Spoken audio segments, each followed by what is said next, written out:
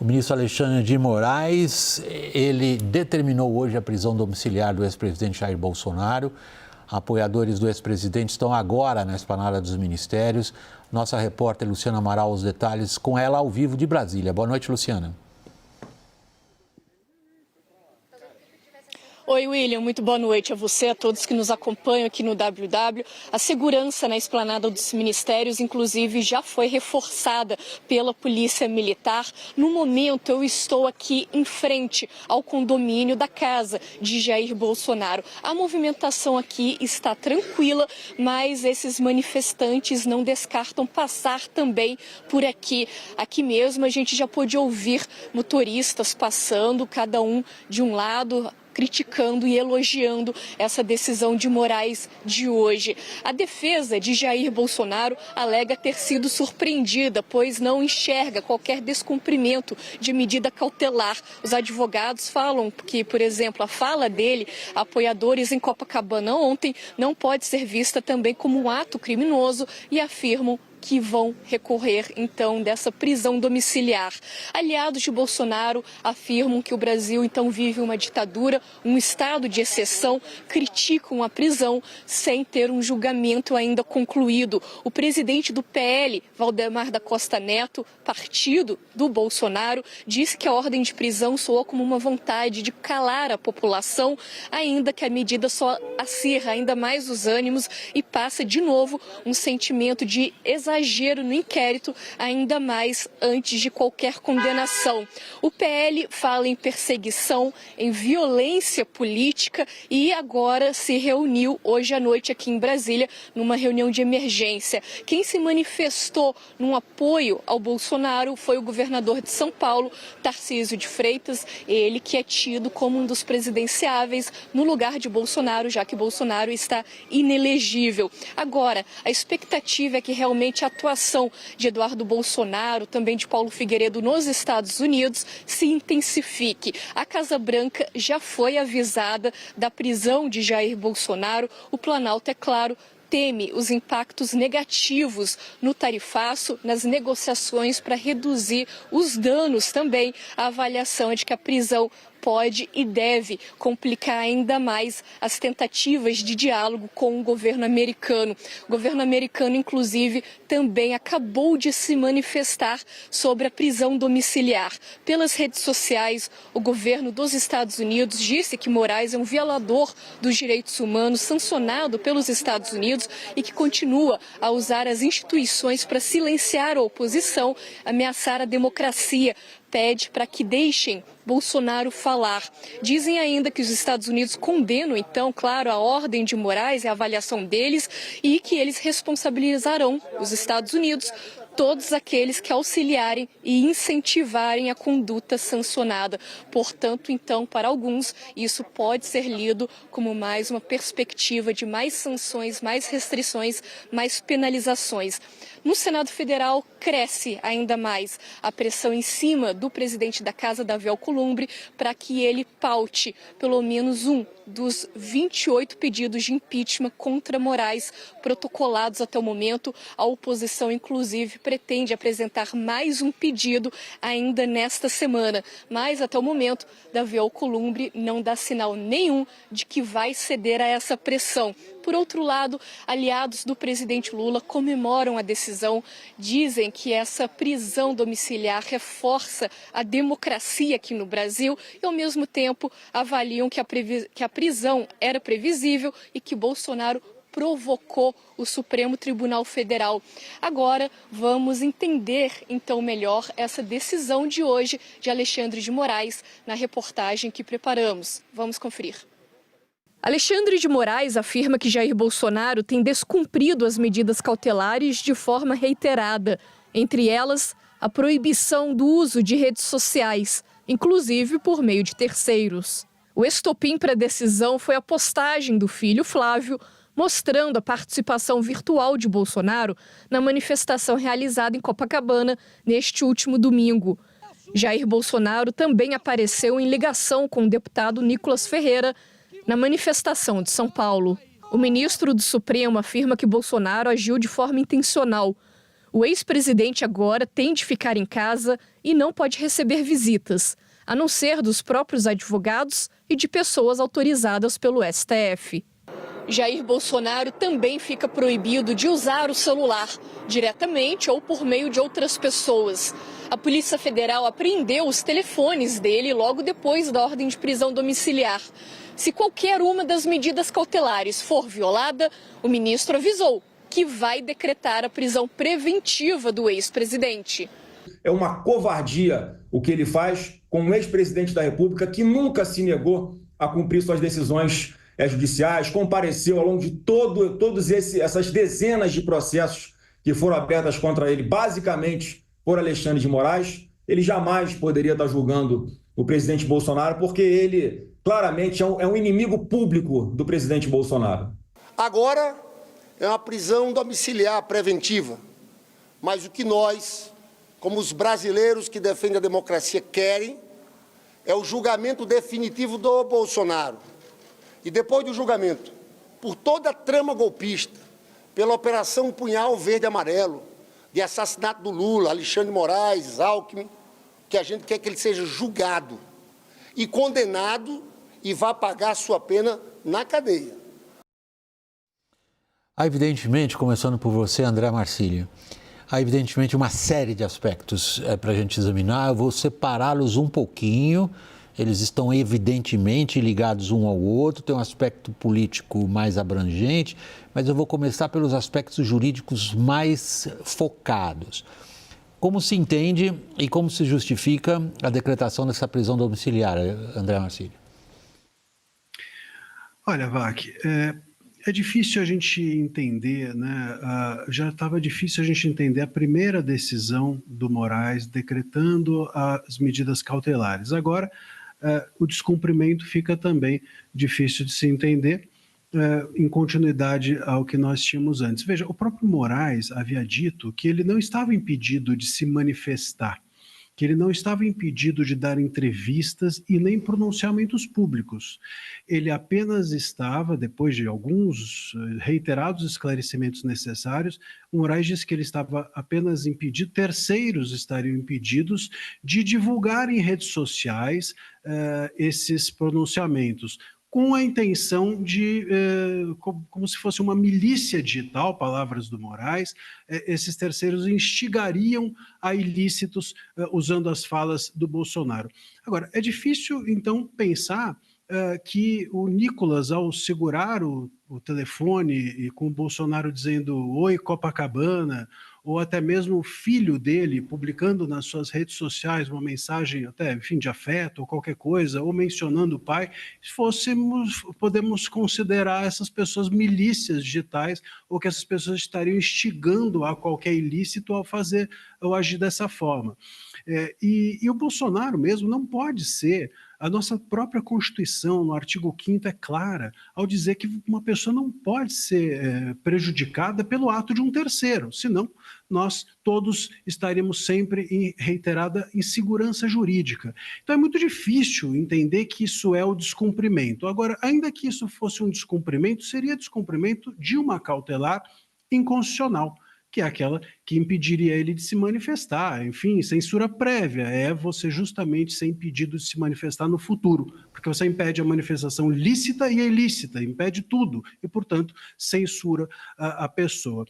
A proporcionalidade, você disse bem no início, a questão da prudência, que é tão importante, né? Não apenas para o direito, mas para a filosofia, é dali que vem a ideia, inclusive, de jurisprudência, né? Essa mistura do iuris com a prudência que vem de Aristóteles e depois se mistura com a ideia romana de justiça, isso se perdeu por completo. Nós hoje não temos mais a prudência, nós não temos mais a razoabilidade. A desproporção está sendo a medida, a regra, e com isso, Vac, todos nós perdemos muito. Perdemos, sobretudo, creio eu, as nossas liberdades. Nós estamos vendo decisões sobre restrições graves a direito de reunião numa praça pública, como a dos 3 poderes, restrições graves à liberdade de manifestação, restrições graves a esse princípio tão caro que é você não ser punido pelo ato dos outros, e isso tudo vai se perdendo, e vai se perdendo para todos nós, não apenas para o Bolsonaro, porque isso gera um precedente importante. A gente está tratando aqui da Suprema Corte dando decisões nesse sentido. Deixa eu passar para você agora a palavra, Murilo, e me peço desculpas que na apresentação não mencionei sua qualificação também como advogado, além de cientista político. Hoje eu prefiro ser cientista político só. Não. Frente à presença do ilustre professor aqui. Não, mas vamos tentar compor esse quadro. Quer dizer, aparentemente não, está confirmado. O Moraes decreta a prisão sem fazer menção ao órgão acusador, que é a Procuradoria-Geral da República. A Procuradoria-Geral da República se manifesta em todas as fases do processo. Eu fui perguntar aos universitários, evidentemente, se o juiz pode fazer o que ele fez. E a partir da resposta, eu construí essa pergunta. Sim, por uma lei antiga, o juiz pode, por ofício, decretar uma prisão. Mas não se costuma fazer isso. Ainda mais diante da situação em que estamos passando. O que o Moraes quer? Olha, ele está se defendendo, né, de ataques que ele sofreu seguidamente e decidiu enfrentar uma situação que cada dia é pior.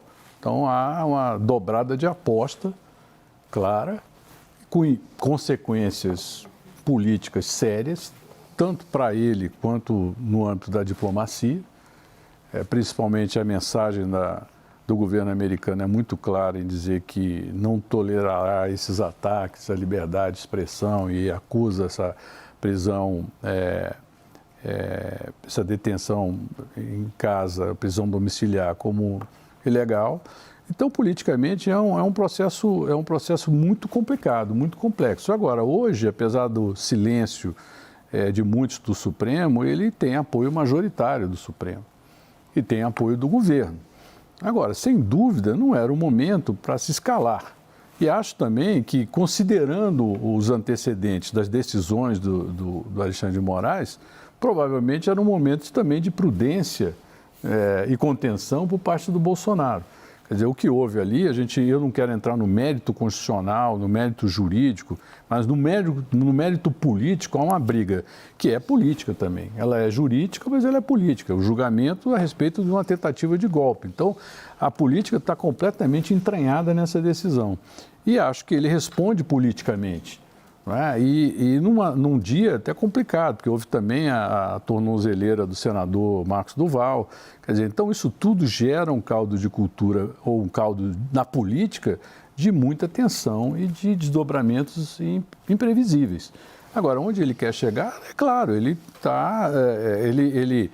eu assisti pessoalmente ao pronunciamento do Alexandre de Moraes no Supremo, na sexta-feira, e ele foi muito consistente na linha de pensamento dele, mostrando todos os andamentos dos processos que estavam em aberto, tantas testemunhas de defesa, apenas 7 ou 8 testemunhas de acusação.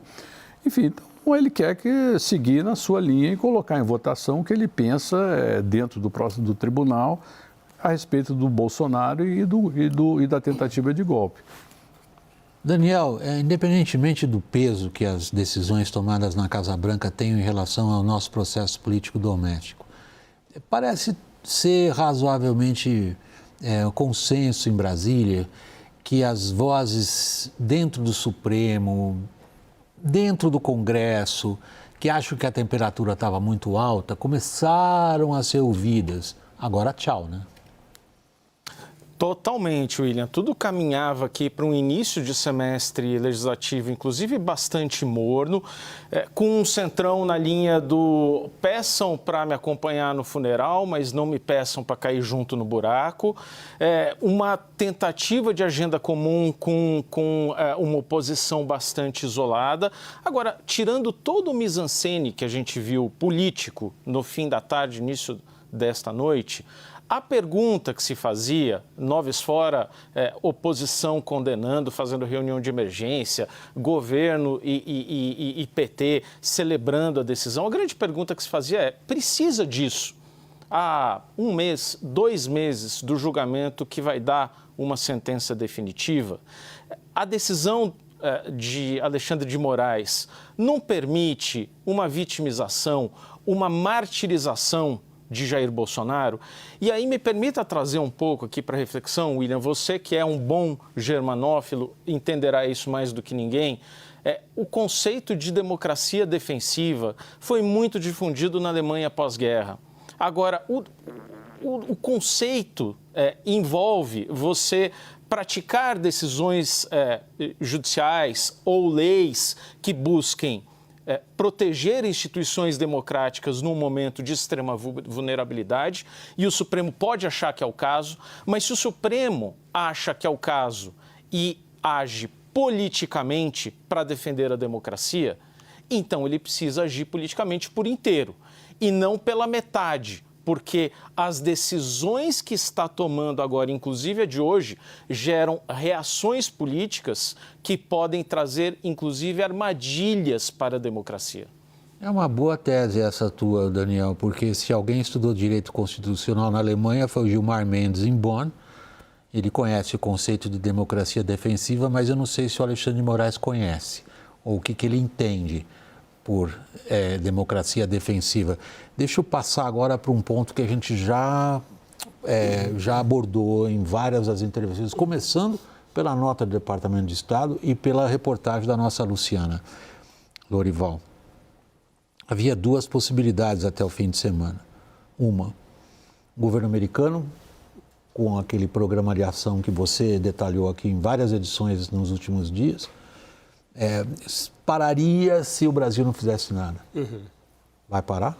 O Brasil fez, né? Fez. O STF fez e essa nota que provavelmente foi escrita pelo Michael Kozak, que é o secretário adjunto interino para assuntos do hemisfério ocidental no Departamento de Estado americano, termina dizendo assim, que responsabilizará todos aqueles que ajudarem e acobertarem condutas sancionadas. Dentro daquele plano que eu apurei, todos aqueles que ajudarem se encaixaria nos outros ministros do STF, embora essa tenha sido, obviamente, uma decisão monocrática do Alexandre de Moraes, mas houve outros ministros do STF que, em outros momentos, votaram a favor do processo contra o Jair Bolsonaro e também contra as redes sociais, que é um outro foco bem importante dessa administração Trump. Então, ajudarem pode se referir à ampliação da adoção da Lei Magnitsky, né, das sanções econômicas contra outros ministros. Acobertarem pode se aplicar ao governo Lula, né? Como se fosse um conluio, né, entre o executivo e o judiciário, como se o judiciário estivesse atuando a serviço dos interesses do executivo, de prevenir uma volta da direita no ano que vem nas eleições. E aí, dentro do plano que eu apurei, estaria então as medidas de retirada dos vistos, seria o primeiro passo, né? Retirada dos vistos, isso é no âmbito do Departamento de Estado, de autoridades do alto escalão do Palácio Planalto, com exceção do presidente Lula, da primeira-dama Janja e do vice Geraldo Alckmin. André, deixa eu ver mais uma vez a questão jurídica. De fato, Bolsonaro está na cadeia, só que não é na cadeia, é em casa. Pois é. É uma prisão sem grades, vamos dizer assim, né? Mas com tornozeleira. E eu acho que essa é a intenção, vamos dizer assim, até mesmo política ou jurídica. De alguma forma, o que parece que o ministro Moraes deseja é uma espécie de silenciamento do Bolsonaro, ou de influência, ou de impacto, né? Talvez ele saiba o impacto, o caos que pode gerar, levá-lo às grades. Então, eu acho que ele, em vez de levá-lo às grades, está levando as grades a ele. Essa me parece ser a questão, de alguma forma silenciando, neutralizando até mesmo o ativo político, impedindo que ele interaja com manifestações ou coisas do gênero, me parece ser essa a intenção de silenciá-lo. O problema é que isso não é jurídico, né? Então a gente fica aqui com uma decisão sempre manca desse aspecto jurídico, e esse é o ponto. A gente vai minando o direito, se isso parte da Suprema Corte, a gente vai minando o direito como um todo, como um instrumento válido, legítimo, ou até mesmo crível, né? Todos nós perdemos com isso. Até mesmo a questão, você mencionou, Vac, de não haver um pedido da PGR, isso ter sido feito de ofício. O próprio STF, em medidas que são tomadas contra a liberdade, ou, enfim, medidas de restrição à liberdade de réus, que conduzem o réu de volta às grades, ou, enfim, restringem a sua liberdade, é pacífica a jurisprudência dentro do próprio STF que quem tem de fazer isso é o Ministério Público, a PGR, ou, no mínimo, que o juiz deve consultar as partes para que não seja uma medida única apenas do juiz, que não deve tomar a frente de nenhum caso e assumir a função de acusador. E a gente tem aqui um cenário que é o seguinte: o que tem para ser avaliado? Qual o risco que a fala do Bolsonaro causou ao processo? Como é que a gente pode entender que houve algum tipo de coação ou obstrução a um processo que já está no final, ou algum risco de fuga com a fala dele no celular? Então, essa medida foi tomada contra o quê? Qual é o objeto? Qual é o destinatário? Qual é uma reação a quê? Se não apenas a um enfrentamento, a um dobrar de apostas, a uma demonstração ou tentativa de demonstração de força por parte do ministro. Então, a gente está basicamente no terreno, me parece, político, vestido de uma decisão jurídica. Basicamente, terreno político vestido de uma decisão jurídica.